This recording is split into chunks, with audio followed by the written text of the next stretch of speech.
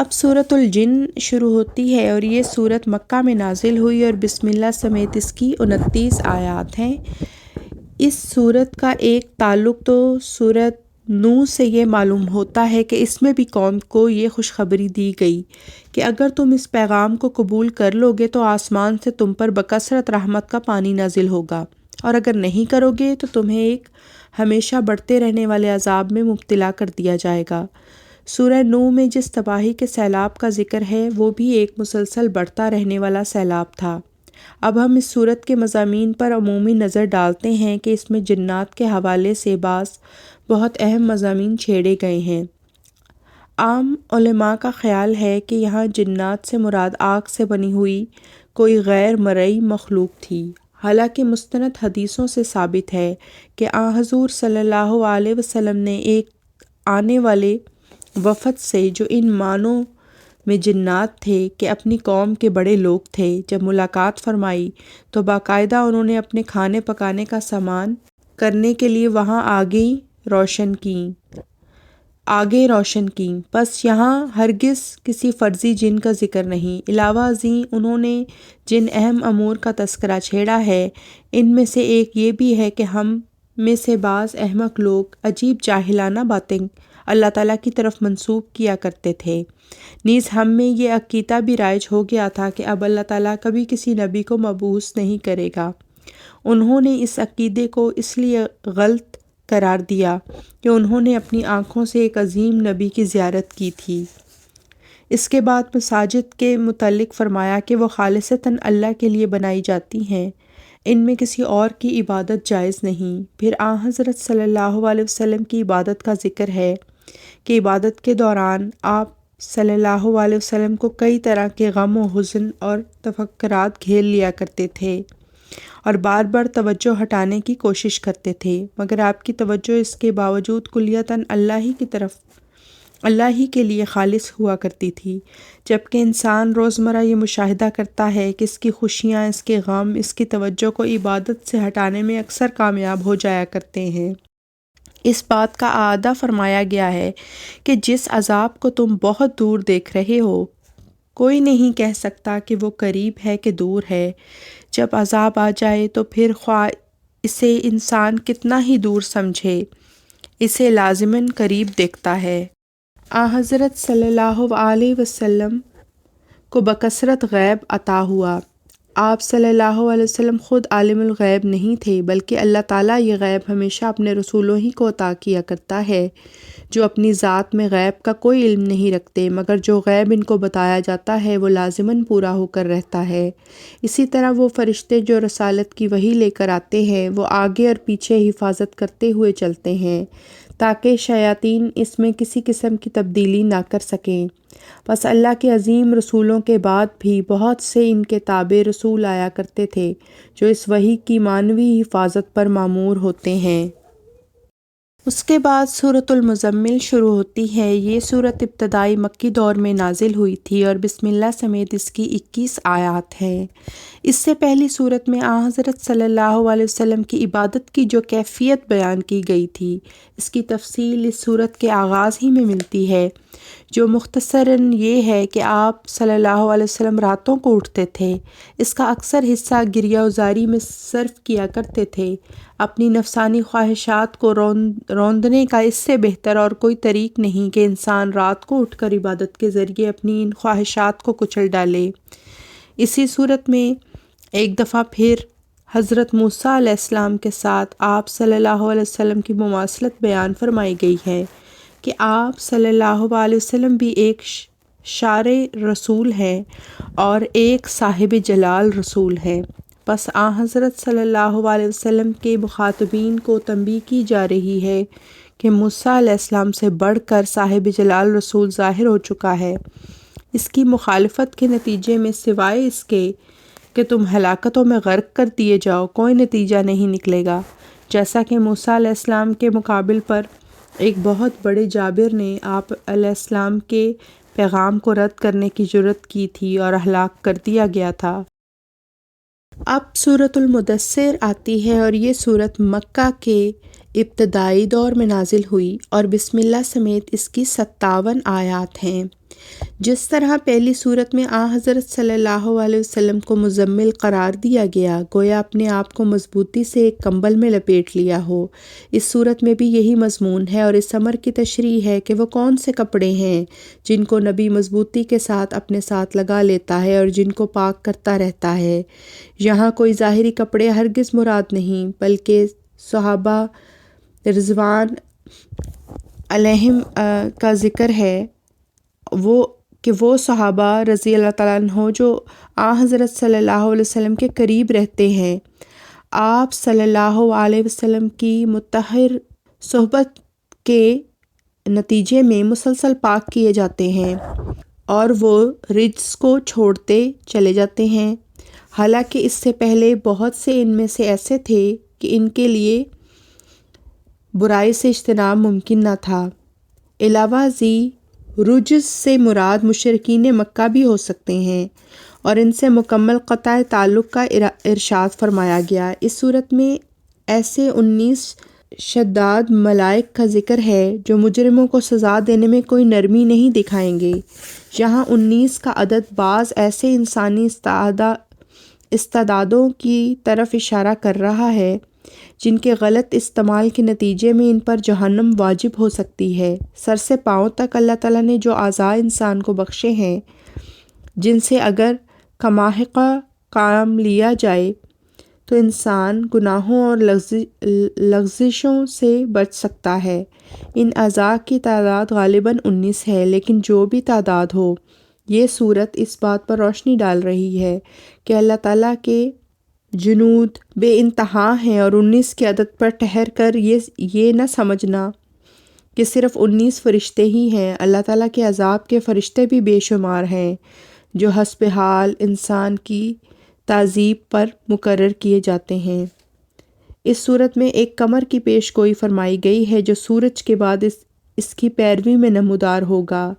یہ بھی بہت معنی خیز کلام ہے۔ یہی مضمون سورۃ الشمس میں بھی مذکور ہے۔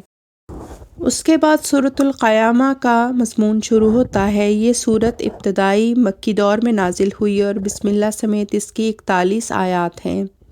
پچھلی صورت میں اہل جہنم کا اقرار ہے کہ ان کو جہنم کی سزا اس لیے ملی کہ وہ آخرت کا انکار کیا کرتے تھے۔ آخرت کے انکار کے نتیجے میں بے انتہا جرائم پیدا ہوتے ہیں اور ساری دنیا فساد سے بھر جاتی ہے۔ بس اس صورت کے آغاز میں یوم قیامت کو ہی گواہ ٹھہرا لیا گیا، اور اس نفس کو بھی جو بار بار اپنے آپ کو ملامت کرتا ہے، اور اگر انسان اس ملامت سے فائدہ اٹھا لے تو 1000 قسم کے گناہوں سے بچ سکتا ہے۔ قیامت کے متعلق منکرین کے انکار کی وجہ یہ بیان فرمائی گئی کہ وہ یہ سمجھتے تھے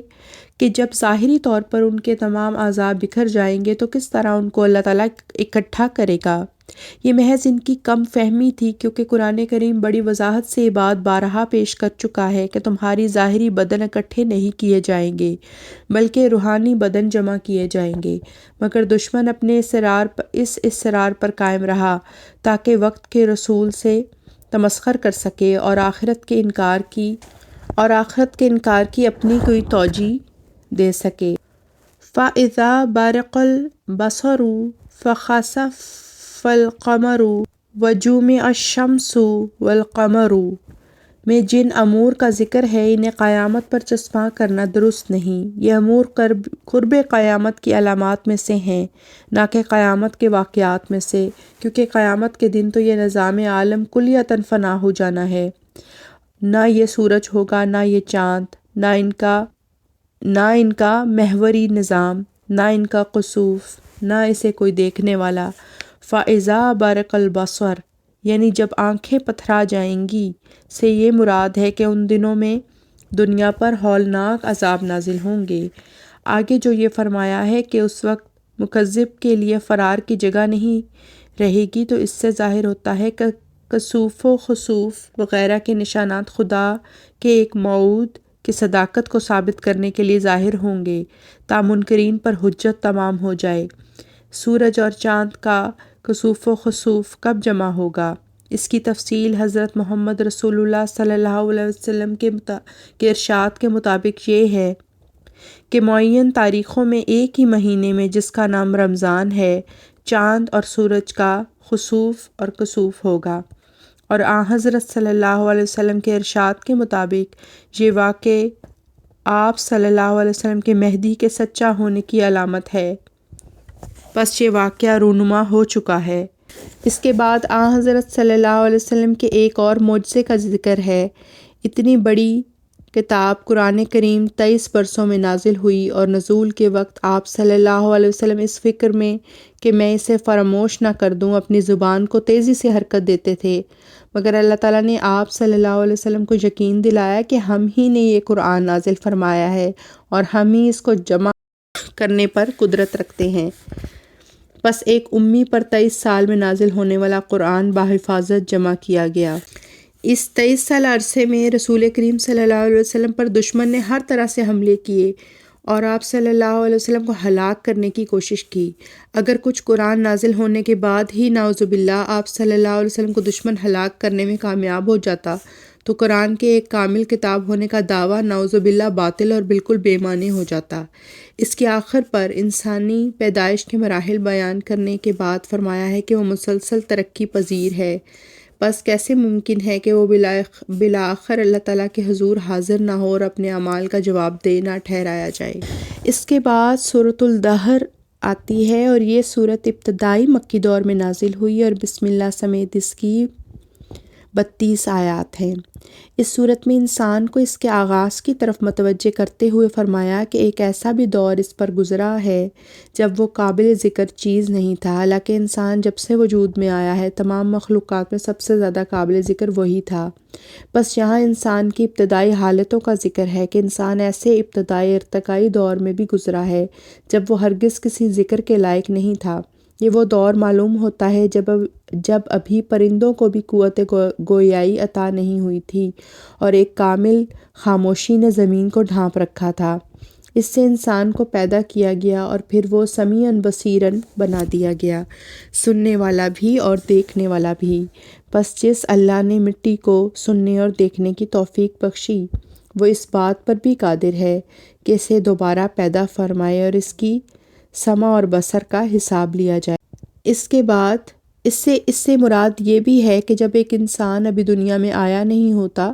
تو اس کا ذکر بھی نہیں ہوتا، کیونکہ وہ پیدا ہی نہیں ہوتا، اور پھر جب وہ پیدا ہو جاتا ہے، جب اللہ تعالیٰ اس کو اس دنیا میں لے آتا ہے تو وہ ایک قابل ذکر چیز ہو جاتا ہے، بلکہ ایک سننے والا اور دیکھنے والا انسان ہو جاتا ہے۔ اس کے بعد اہل جنت کی خصوصی صفات کا ذکر ملتا ہے کہ وہ کسی پر اس لیے احسان نہیں کرتے کہ اس کے بدلے میں ان کے اموال بڑھیں۔ جب بھی وہ کسی سے حسن سلوک کرتے ہیں تو یہ اعلان کرتے ہیں کہ ہم تو محض اللہ کی رضا کی خاطر یہ کر رہے ہیں، اس کے بدلے میں ہم تم سے کسی جزا یا شکریہ کی ہرگز تمنا نہیں رکھتے، اور نہ ہی وہ دل میں بھی یہ امید نہیں رکھتے کہ کوئی ہماری نیکی کے بدلے میں ہم سے نیکی کرے گا، کیونکہ وہ کسی انسان کے لیے یہ نہیں کر رہے ہوتے، وہ صرف اللہ تعالیٰ کی ذات کے لیے اور اللہ کی رضا حاصل کرنے کے لیے جو ہے وہ نیکی یا حسن سلوک کرتے ہیں۔ اب سورۃ المرسلات شروع ہوتی ہے، اور سورۃ المرسلات جو ہے وہ 29ویں پارے کی آخری سورت ہے، اور یہ سورت مکہ میں نازل ہوئی اور بسم اللہ سمیت اس کی 51 آیات ہیں۔ اس سورت کے آغاز ہی میں پھر مستقبل کے وہ واقعات جو دور آخرین سے تعلق رکھتے ہیں بیان فرمائے گئے، اور اس زمانہ کی سائنسی ترقی کے ذکر کو گواہ ٹھہرایا گیا کہ جس اللہ نے ان غیبی امور کی خبر دی ہے وہ ہر قسم کے انقلاب برپا کرنے کی طاقت رکھتا ہے۔ چنانچہ کچھ ایسے اڑنے والوں کا ذکر ہے جو آغاز میں آہستہ آہستہ اڑتے ہیں اور پھر تیز آندھیوں کی شکل اختیار کر لیتے ہیں۔ فی زمانہ تیز ترین جہازوں کا بھی یہی حال ہے کہ آہستہ آہستہ روانہ ہوتے ہیں اور پھر ان کی رفتار میں بے حد تیزی پیدا ہو جاتی ہے، اور ان جہازوں کے ذریعے دشمن سے لڑائی کے دوران کثرت سے اشتہار پھینکے جاتے ہیں، اور یہ فرق ظاہر کیا جاتا ہے کہ اگر تم ہمارے ساتھ ہو تو ہم تمہارے مددگار ہوں گے، ورنہ ہماری پکڑ سے تمہیں کوئی نہیں بچا سکے گا۔ پھر فرمایا، پس جب آسمان کے ستارے ماند پڑ جائیں گے، اور جب آسمان پر صعود کے لیے انسان مختلف تدابیر اختیار کرے گا۔ یہاں ستارے ماند پڑنے سے مراد یہ معلوم ہوتی ہے کہ جب صحابہ کرام کا دور بھی گزر چکا ہوگا اور وہ روشنی جو ان ستاروں سے آپ صلی اللہ علیہ وسلم کی امت حاصل کیا کرتی تھی وہ بھی مان پڑ چکی ہوگی۔ پھر فرمایا جب بڑی بڑی پہاڑوں جیسی قوتیں جڑوں سے اکھیڑ دی جائیں گی اور تمام رسول مبعوث کیے جائیں گے۔ اس آیت کے متعلق علماء یہ غلط فہمی پیدا کرنے کی کوشش کرتے ہیں کہ قیامت کا نظارہ ہے، لیکن قیامت میں تو کوئی پہاڑ اکھیڑے نہیں جائیں گے اور رسول تو اس دنیا میں مبعوث کیے جاتے ہیں، قیامت کے دن تو مبعوث نہیں کیے جائیں گے۔ پس مراد لازماً یہی ہے کہ قرآن کریم کی پیش گوئی کے مطابق حضور اکرم صلی اللہ علیہ وسلم کی کامل غلامی اور اطاعت کے نتیجے میں ایک ایسا نبی برپا ہوگا جس کا آنا گزشتہ سب رسولوں کا آنا ہوگا، یعنی اس کی صحیح سے ہر گزشتہ رسول کی امت رسول کریم صلی اللہ علیہ وسلم کی امت میں داخل ہوگی۔ جن آئندہ جنگوں کا ذکر فرمایا گیا ہے ان کی ایک علامت یہ ہے کہ وہ 3 شعبوں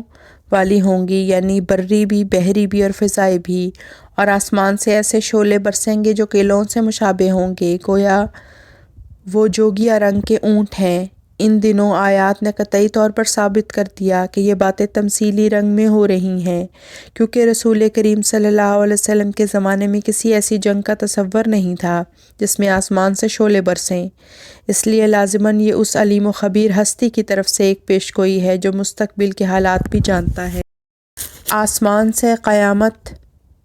کے دن تو شعلے نہیں برسائے جائیں گے، اس لیے یہ خیال بھی باطل ہوا کہ یہ قیامت کے دن کی خبر ہے۔